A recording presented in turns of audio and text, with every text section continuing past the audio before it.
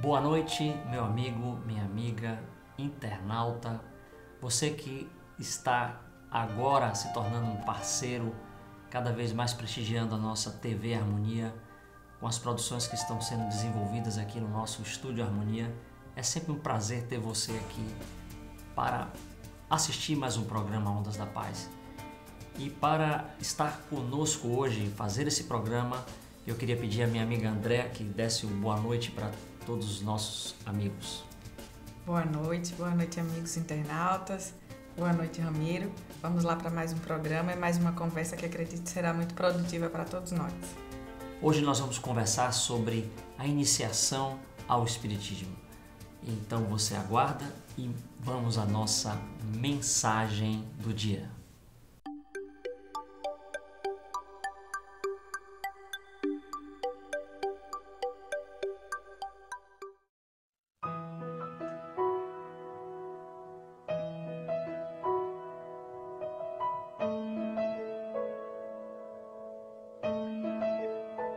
I can only imagine what it will be like when I walk by your side. I can only imagine what my eyes will see when your face is before me. I can only imagine. I can only imagine.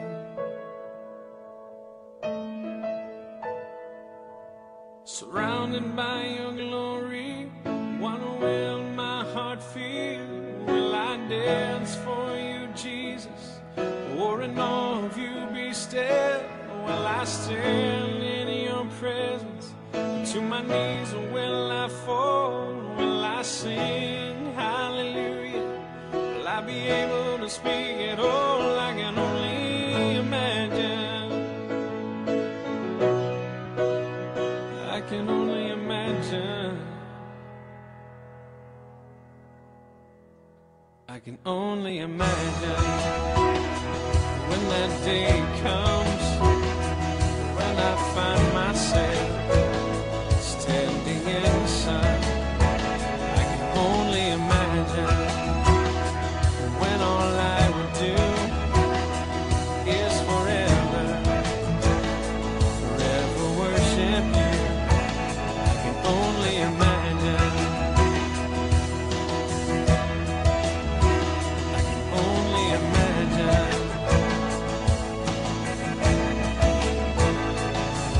Surrounded by your glory, what will my heart feel? Will I dance for you, Jesus? Or in awe of you be still? Will I stand in your presence?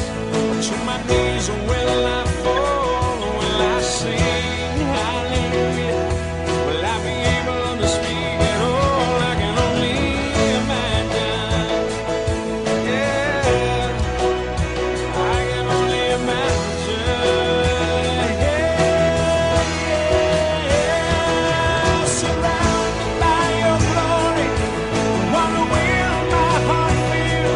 Will I dance for you, Jesus? Or in all of you be still? Will I stand in your presence? Or to my knees, or will I fall? Will I sing hallelujah? Will I be able to speak at all? I can only imagine. I can only imagine. I can only imagine. I can only imagine. I can only imagine. I can only imagine. I can only imagine when all I would do is forever, forever worship you.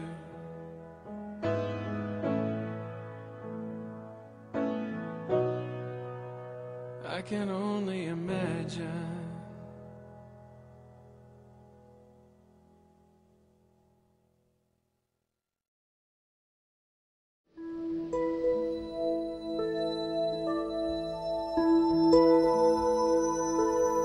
Bem, minha amiga, meu amigo, estamos aqui de volta após a nossa mensagem.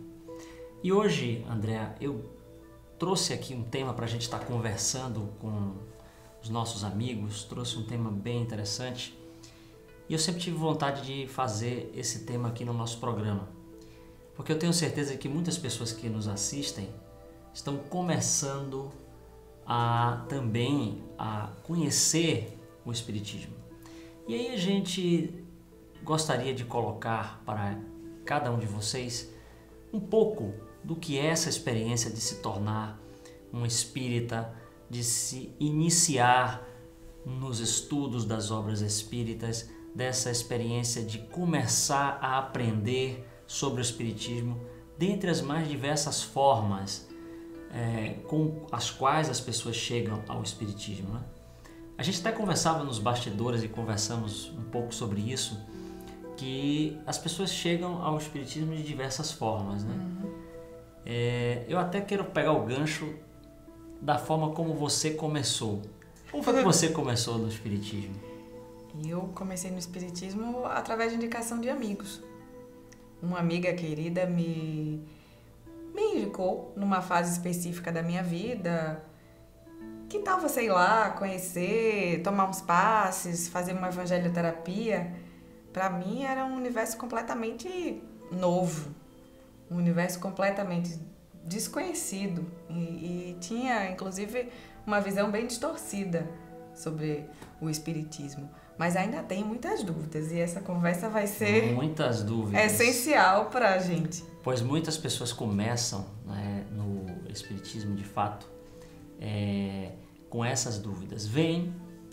Talvez você que esteja assistindo nesse momento tenha chegado ao Espiritismo, chegado à doutrina espírita através de um processo de dor, de sofrimento, que é muito comum que as pessoas cheguem ao Espiritismo passando por um determinado problema, por uma questão de saúde física, por uma questão de saúde psíquica, emocional.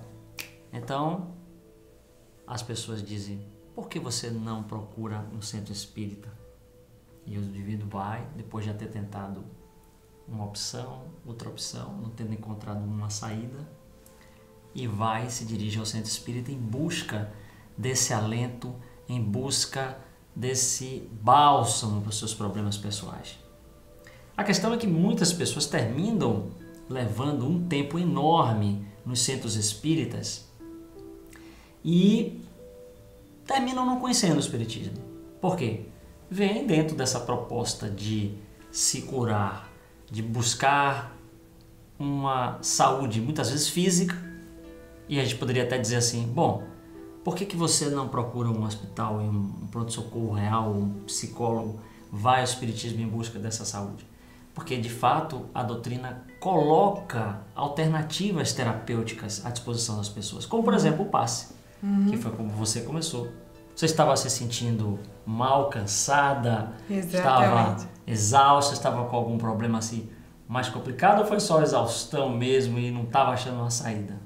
Tô vendo que essa conversa tá virando uma entrevista. Talvez seja o meu cacuete de entrevistador. Ah, tá certo. Vamos começar pelo básico, então. O que é Espiritismo? Como você definiria Espiritismo? Olha só, o Espiritismo tem uma definição. Ele tem uma definição própria, que é a ciência que estuda as relações dos espíritos com o mundo material, a origem, a natureza e a destinação desses espíritos e as suas relações com o mundo material. Então, existe uma definição clássica, mas é evidentemente que as pessoas, quando vão ao Espiritismo, buscam muito mais o Espiritismo como uma religião do que propriamente como uma ciência. Porque ele nasce como uma ciência através da investigação dos fenômenos. Kardec estudou os fenômenos das mesas girantes, estudou toda essa fenomenologia que acontecia à época na Europa, no século XVIII, e se deparou com a realidade do mundo espiritual. A partir daí, o processo de nascimento da filosofia espírita e da religião espírita foi uma consequência desse processo. Mas muitas pessoas desconhecem isso, porque, como eu falei, muita gente vai ao centro espírita, continua no seu tratamento.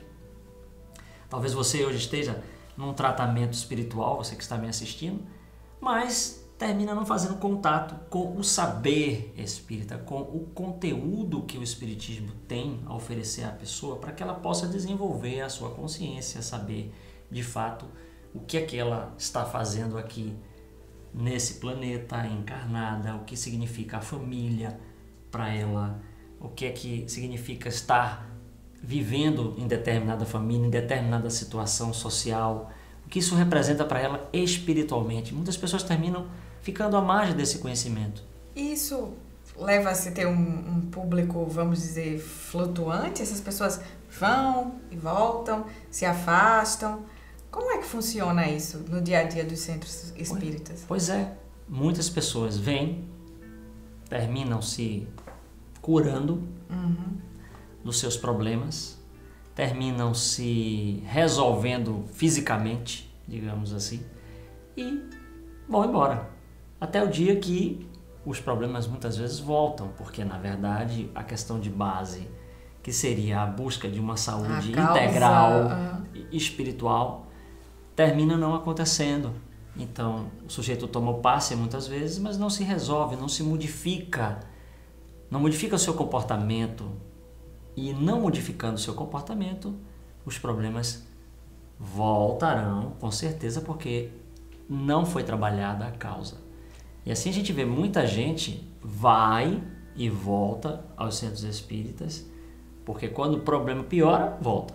Quando melhora, vai. E continua sem se trabalhar. Mas isso também acontece com relação a inúmeras outras doutrinas ou religiões, né? Eu acho que é bem sintomático também, né?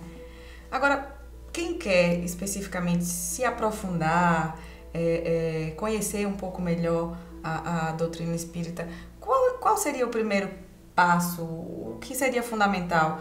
Que tipo de trabalho fazer? Que tipo de leitura fazer? Quais são os passos básicos para quem está realmente querendo se iniciar e prosseguir nesse caminho? Olha só, Kardec lá atrás teve um cuidado muito grande com isso, porque ele fez uma obra relativamente, vamos dizer assim, densa, no sentido de que são 5 livros que tratam dos princípios do Espiritismo, mas ele teve o cuidado de fazer um livrinho chamado O que é o Espiritismo, justamente para que aquelas pessoas que desejassem fazer o primeiro contato, talvez você aí esteja pensando, qual o primeiro livro que eu poderia ler? Eu diria, leia o que é o Espiritismo, leia a introdução ao Espiritismo feita por aquele que estruturou essa doutrina. É um primeiro passo. As pessoas muitas vezes começam com romances, com livros sobre histórias da reencarnação, dramas de vida que envolvem o mundo espiritual e o mundo físico, mas aquela coisa de conhecer os princípios espíritas, o indivíduo fica à margem. Vai às palestras, muitas vezes, depois que supera o medo, né? Porque tem muita gente que não vai ao centro espírita porque fica com medo que vai chegar no centro espírita e vai encontrar o quê? Uma reunião mediúnica. Ainda tem esse aspecto que é meio... confunde um pouco as pessoas, né? Muitas vezes você fala que vai no centro espírita, eu acho que as pessoas acham que de imediato você vai lidar com espíritos ou ver espíritos ou conversar com espíritos. Nem todo mundo que pratica o espiritismo, aliás, o termo prática pode ser usado no caso do espiritismo, as pessoas praticam o espiritismo?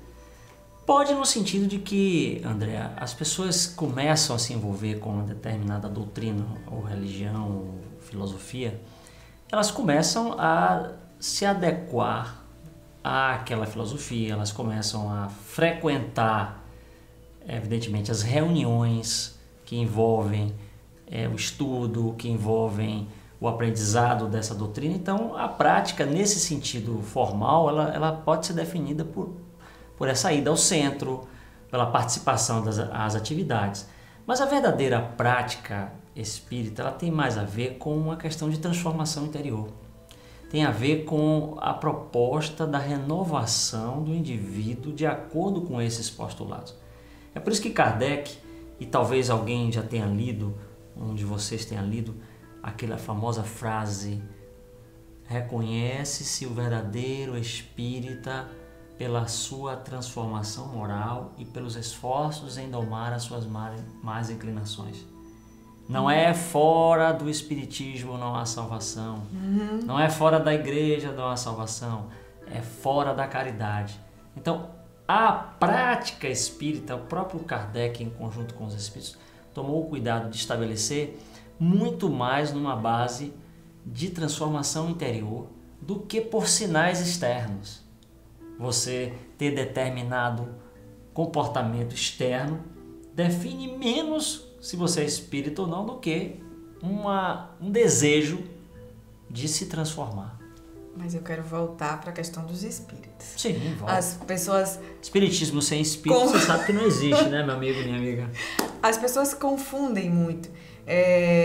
Acho que algumas até confundem com Umbanda, com outras práticas que não sejam o espiritismo. Onde é que está a questão do espírito? Quem frequenta um centro espírita, quem pratica o espiritismo, vai ter contato com os espíritos necessariamente?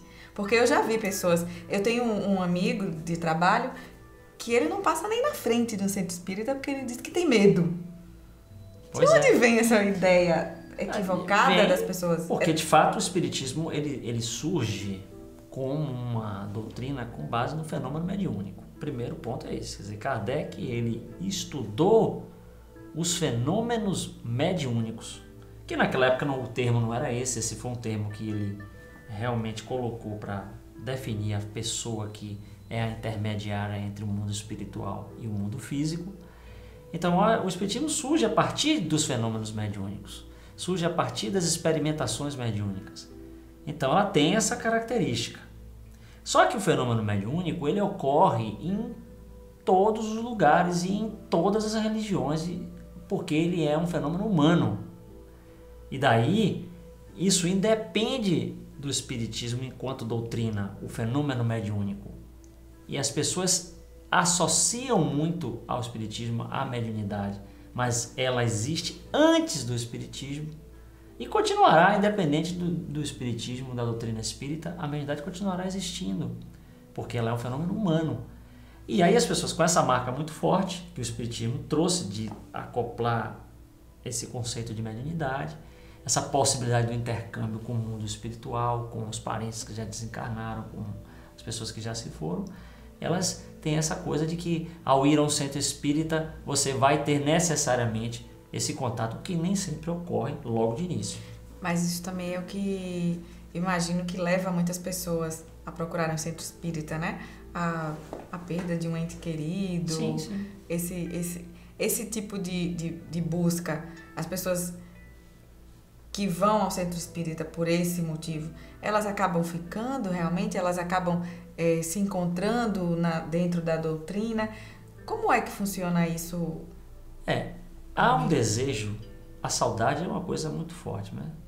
As pessoas perdem os seus entes queridos, você que está nos assistindo, pode ter perdido recentemente alguém que deixou você, e a gente sabe que a dor é uma coisa muito grande, então é um desejo natural.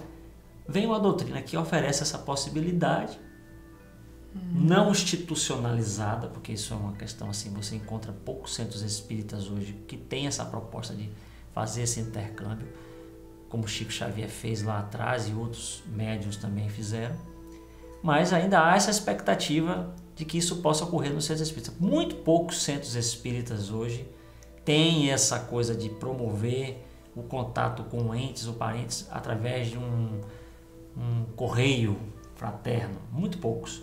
Na verdade, a mediunidade hoje no centro espírita ela é muito mais levada dentro do contexto de reuniões de cura, reuniões de desobsessão, reuniões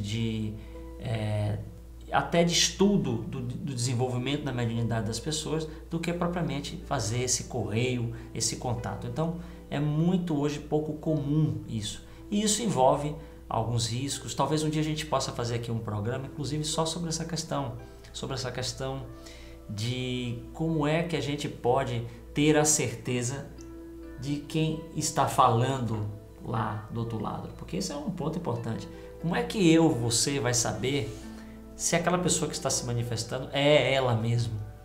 Dá um bom programa aqui. Existe, né, a possibilidade de algum espírito brincar com... Claro!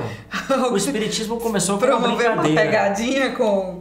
Olha, o espiritismo começou com uma brincadeira, porque, na verdade, as reuniões que Kardec foi para conhecer os fenômenos eram reuniões que tinham futilidades como perguntas, né? O pessoal ia para se divertir, a mesa que girava. Como se faz a brincadeira do Isso, copo. era brincadeira, exatamente. Então, surge a partir daí uma coisa séria, muito séria, chamada doutrina espírita. Mas começou com reuniões que tinham frivolidades.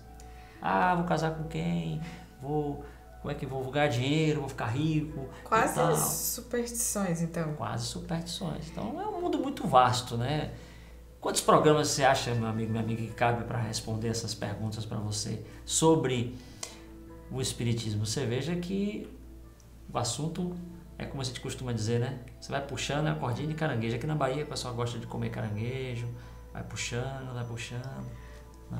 Além da leitura básica que você indicou, Ramiro, a pessoa que vem ao Centro Espírita, por exemplo, aqui, vem à Fundação Harmonia, o que ela vai encontrar para se iniciar nesse processo de conhecimento do Espiritismo e, por que não dizer, de autoconhecimento? Pois é. Aqui na Fundação La Harmonia, no Centro Espírita Harmonia que funciona aqui, como também muitos centros espíritas que estão aí hoje no nosso movimento, eu quero dizer para você que você tem a oportunidade de participar de um curso básico. Nossa amiga que está nos assistindo e de repente tem essas curiosidades. O que você vai encontrar nesse curso básico? Você vai encontrar uma forma estruturada de responder essas questões, porque você vai ter as aulas, você vai primeiro aprender o que é Deus, vai aprender o que é a mediunidade, o que é um fenômeno mediúnico, vai aprender qual é a natureza dos espíritos, como eles podem se manifestar, vai aprender como é o processo evolutivo, vai aprender os princípios que realmente estruturam o espiritismo de uma forma metódica, sistemática, que vai possibilitar a gente entender melhor, né? Porque eu acho que todo mundo aqui que foi estudar matemática, quando começou a estudar a soma, é porque já tinha aprendido os números. Não dá para você aprender a somar sem aprender o que são os números. Então, muitas vezes, acontece muito isso. As pessoas começam a fazer perguntas sobre o espiritismo, mas não tem uma ordem. Aí perguntam uma coisa que eu preciso explicar uma primeira para que ela possa entender bem aquele significado. Exato. Como é que eu posso falar de mediunidade se as pessoas nem compreendem direito o que é um espírito? Primeiro precisa entender o que é um espírito, qual a sua natureza, para que a pessoa possa poder entender o que é a mediunidade. Percebe? Precisa entender o princípio criador, Deus. Entender o que é realmente Deus. Como é que é isso que Kardec pergunta? O que é Deus, ao invés de quem é Deus, na questão número 1 do Livro dos Espíritos. O que é Deus? Ele não pergunta quem. Então, a partir daí, fica mais fácil. Eu creio que essa tem sido a grande pergunta das pessoas. Como é que eu posso realmente me iniciar no Espiritismo? Eu acho que esse é o ponto que a gente está aqui conversando e a gente vê que é um número grande de questões que vão surgindo. Eu hoje vou deixar você agoniada com um monte de perguntas que você gostaria de me fazer. E eu estou vendo que à medida que se vai estudando, aprendendo, a sede, a vontade de aprender e de puxar mais esse fio aí, vai aumentando, não é isso? E eu falei agoniado porque a gente está na Bahia, né? Lá no Rio Grande do Norte é o quê? Aperreado. Aperreado. Então você não fique aperreado, não fique agoniado, porque o Espiritismo de fato é uma doutrina muito vasta, mas também ao mesmo tempo ela tem uma simplicidade tocante, porque ela lhe permite entender de uma forma objetiva o que você é, de onde você vem e para onde você vai. Por que você está aqui na Terra? O que é que você precisa fazer para ser feliz? Tudo isso é respondido de uma maneira, André, muito objetiva, muito lógica. Por isso é uma doutrina racional e fazendo também com que você busque esse autoconhecimento e se conecte cada vez mais com a sua natureza espiritual. Que esse é o grande papel do Espiritismo. Fazer com que você que está nos assistindo, perceba a sua natureza espiritual. Perceba-se espírito. E é isso que a gente deseja, que você, continuando conosco também, assistindo o nosso programa, assistindo a TV Harmonia, possa continuar cada vez mais tendo essa percepção da sua natureza espiritual. É o que a gente deseja, eu acho que é o que você deseja também, né, André? Com certeza, mas a gente só começou a desfiar aí esse fio e eu acho que a conversa foi muito produtiva, muito válida, mas vamos continuar com ela numa outra oportunidade. Em breve teremos o nosso e-mail para você mandar suas perguntas. No próximo programa teremos já o nosso e-mail para você mandar suas perguntas e poder participar mais com a gente aqui do programa Ondas da Paz. Vamos então à nossa vibração pela paz.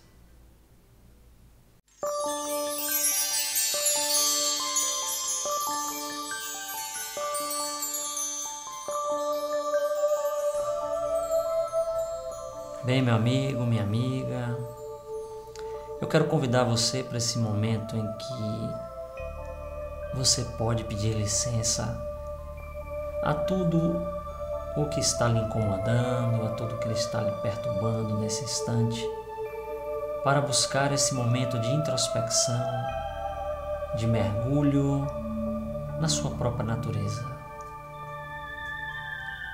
na sua essência espiritual, e se unir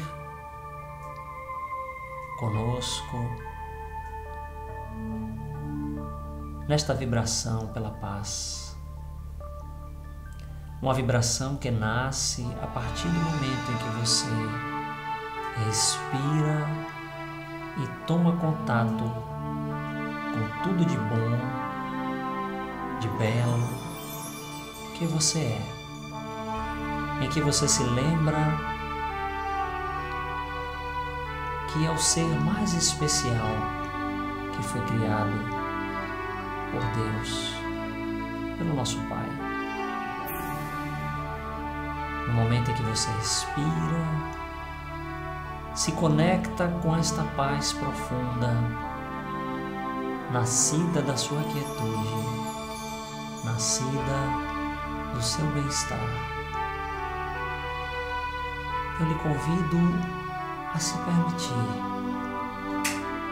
permitir que a saúde e que a amorosidade invadam todo o seu ser